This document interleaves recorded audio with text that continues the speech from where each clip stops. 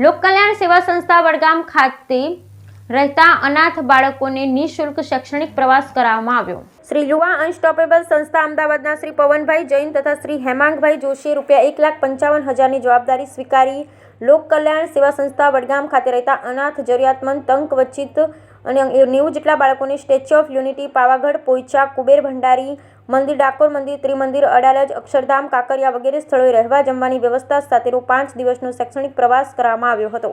ડાકોર મંદિરમાં કલ્પેશભાઈ કોરડિયા, નાયબ જિલ્લા વિકાસ અધિકારી, જિલ્લા પંચાયત અમદાવાદની ભાવનાત્મક લાગણીથી બાળકો દ્વારા ધજા ચડાવવામાં આવી। યોજાયેલ પ્રવાસ માટે અનુજાબેન ચડ્ડા 2000, હેમાબેન 500, દક્ષાબેન ઓસ્ટ્રેલિયા 5000નું અમૂલ્ય દાન સાઇડ ઇન સીન ખેંચ પેટે આપવામાં આવ્યું। આ સમગ્ર પ્રવાસનું સફળ આયોજન અને સંચાલન શ્રીમતી કંચનબેન વશરામભાઈએ કર્યું હતું। પ્રવાસના અંતે બાળકોમાં એક અનેરી ખુશીની લહેર છવાઈ જવા પામી। Bureau report Jayendrasinh Jhala.